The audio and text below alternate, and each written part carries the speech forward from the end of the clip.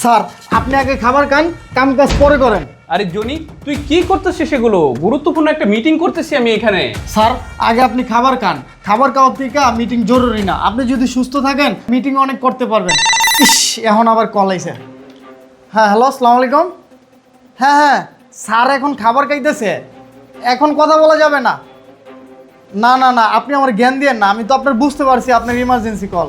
Sir খাবার দাবার খায়া লোক, তারপর আপনি কল দেন। এখন আবার এই ফোনটাতে কল আইছে, না ফোনটা বন্ধ করে দিই।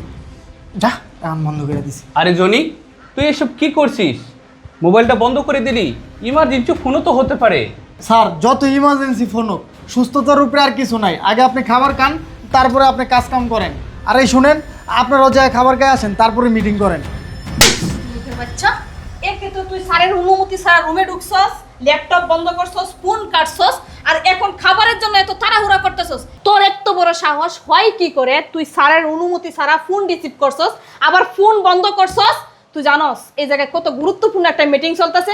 আর সবচেয়ে বড় কথা হচ্ছে তুই যে ফোনগুলা খাইতে দিলি, এই ফোনটা অফ করে দিলি। এখানে তো কোনো বড় ধরনের ক্লায়েন্টের ফোন থাকতে পারে। তুই জানোস এই ক্লায়েন্টের ফোন না ধরাতে কত কোটি টাকা লস হয়ে যাবে? সে ধারণা কি তোর আছে? ম্যাডাম, আপনি কাকে কি বলতেছেন? ও তো একটা সামান্য কাজের লোক। ও জানে যে একটা গুরুত্বপূর্ণ মিটিং ক্যান্সেল হয়ে গেলে কত কোটি টাকা লস হয়। হ্যাঁ আঙ্কেল, আপনি কথাগুলো একদম ঠিক বলছেন।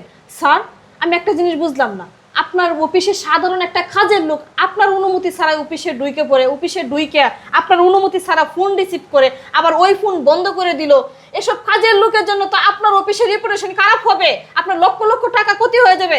স্যার, আমি একটা জিনিস বুঝলাম না, এসব করতেছে তারপর আপনি কোনো কিছু বলতেছেন না। আর এই ছোট লোকের বাচ্চা, তোর এত বড় সাহস হয় কি করে অফিসে ঢুকে এসব কাজ করার?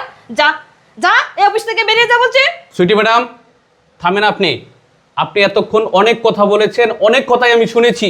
আপনি না জেনে না বুঝে ওকে দুইটা থাপ্পড় কেন মারলেন? স্যার, এসব আপনি কি বলতেছেন? সাধারণ একটা কাজের লোক অফিসে ঢুইকে আপনার ফোন রিসিভ করতেছে, আপনার ক্লায়েন্ট নষ্ট করতেছে, আপনার হাজার হাজার কোটি টাকা লস করতেছে, আর আমি তাকে শাসন করতেছি। এই শাসন করাতে তো আপনি আমাকে ধন্যবাদ জানানোর দরকার, আর এটা না করে আপনি আমাকেই কথা শোনাচ্ছেন। স্যার, আমি বিষয়টা কিন্তু ভালোভাবে বুঝতে পারতেছি না। ম্যাডাম বাদ দেন এসব কথা। আমি স্যারের বাসার কাজের লোক। স্যার সকালবেলা খাওয়া দাওয়া করে আসে নাই, আর স্যার যদি খাওয়া দাওয়া না করে তাহলে অসুস্থ হয়ে যায়। তাই তাড়াহুড়া করে স্যারের জন্য খাবার বানিয়ে নিয়ে আসছি। কি বললি শ্রীলোকের বাচ্চা? তুই স্যারের জন্য খাবার বানায় নিয়ে আসছো? স্যার সকালবেলা না খেয়ে আসছে সেজন্যে? সি সি সি সি, তোর হাতের যে অবস্থা, তোর কাপড় চোপড়ের যে অবস্থা, এগুলো খাবার যদি স্যারে খায়, না হলে স্যারে 50টা সমস্যা হতে পারে। ছাড়, ম্যাডাম তো ঠিকই বলছে। কারণ একটা কাজের লোককে যদি আপনি এভাবে মাথায় তোলেন, তাহলে স্যার আমাদের অফিসে তো আর ডিসিপ্লিন থাকে না। ছাড়, আপনার কাজের লোকের সঙ্গে ভালো সম্পর্ক থাকতে পারে, আপনি কাজের লোককে ভালোবাসতে পারেন, কিন্তু আমাদের তো একটা সম্মান আছে। আপনি যদি এই ধরনের ব্যবহার করেন কাজের লোকের সঙ্গে আমাদের সামনে, তাহলে আপনার অফিসে আমি আর ডিল করবো না স্যার। শুনেন, আপনারা কি ডিল ক্যান্সেল করে দেবেন? ও যদি না চায় তাহলে আপনাদের ডিল ক্যান্সেল হয়ে যাবে, কথাটা মনে রাখেন। স্যার, এসব আপনি কি বলতেছেন? এখন কিন্তু রীতিমতো আমাদেরকে অপমান করা হচ্ছে। একটা কাজের লোকের সামনে আপনি আমাদের কিভাবে অপমান করতেছেন? স্যার, এগুলো কিন্তু আমরা কখনো মেনে নিব না। একটা কাজের লোকের কি এমন যোগ্যতা আছে যে সে চাইলে আমাদের ডিল হবে, আর সে না চাইলে আমাদের ডিল কমপ্লিট হবে না? এই থামেন আপনারা। কাকে আপনি কাজের লোক বলতেছেন? বারবার কাজের লোক বলতেছেন। শুনেন, ও কোনো কাজের লোক না, ও আমার ভাই। ম্যাডাম আমার ভুল হয়ে গেছে। স্যার আপনি বাদ দেন এসব কথা, আমি চলে যাই। এই দাঁড়া, তুই এখানে কোথাও যাবি না। ওনাদের জানার দরকার তুই আমার কাজের লোক না, তুই আমার ভাই। স্যার, এসব আপনি কি বলতেছেন? আপনার কথার আগামাতে আমি কোনো কিছুই বুঝতেছি না। ও যদি আপনার ভাই হয়ে থাকে তাহলে এই অবস্থা কেন? একটা কাজের লোকের অবস্থা কেন? আর সে আপনার জন্য খাবার নিয়ে আসছে অফিসে, তার তো শুটকুট পরানো থাকার দরকার ছিল। স্যার, শোনেন, ভাই হইলেই যে শুটকুট পরা থাকবে আর পোশাক আশাক খুব সুন্দর থাকবে সেটা কিন্তু কোনো কথা না। আমি বুঝতে পারছি আপনাদেরকে বিষয়টা বুঝিয়ে বলতে হবে, তাছাড়া আপনারা ছাড়বেন না। শুনেন, ও যখন ছোট ছিল আমিও তখন ছোট ছিলাম। ওর বাবা মা আমাদের বাড়িতে কাজ করতো। হঠাৎ একটা ইমার্জেন্সি কাজে ওর বাবা মা গ্রামে যায়। গ্রামে যাওয়ার পথে রুট অ্যাক্সিডেন্টে মারা যায়।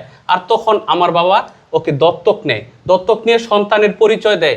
আর তখন থেকেই ও আমার ভাই হয়ে আমাদের বাড়িতে আছে। আর আপনি কি বলেছেন ওর পোশাক আশাক এরকম কেন? আমি ডিগ্রি আনার জন্য দেশের বাইরে গিয়েছিলাম, ও কিন্তু পড়াশোনা করেছে, দেশে থেকে ভালো একটা কলেজে পড়াশোনা করেছে। আর আমি যে কোম্পানির দায়িত্ব পালন করছি ওকেও কিন্তু দায়িত্ব দিতে চেয়েছিলাম, ও ও কিন্তু দায়িত্ব নেয় নাই। ও বলছে ভাই আমি এমনি ভালো আছি, তুমি দায়িত্ব পালন করো। ও কিন্তু সবসময় অফিসে আসে না, যার কারণে ওকে আপনারা চিনেন না। ও আচ্ছা স্যার, বুঝতে পারছি। আসলে আমাদের মধ্যে একটা ভুল বোঝাবুঝি হয়েছিল তো, বুঝতে পারি নাই। ঠিক আছে স্যার, আপনি খাওয়া দাওয়া করেন, আর আমরা অফিসে বাইরে অপেক্ষা করতেছি। আচ্ছা ঠিক আছে, আমি খাওয়া দাওয়া করতেছি, তারপর আপনারা আসেন, গুরুত্বপূর্ণ মিটিং করব। ঠিক আছে স্যার, আসসালামু আলাইকুম। ওয়ালাইকুম সালাম। সালাম আলাইকুম স্যার। ওয়ালাইকুম সালাম।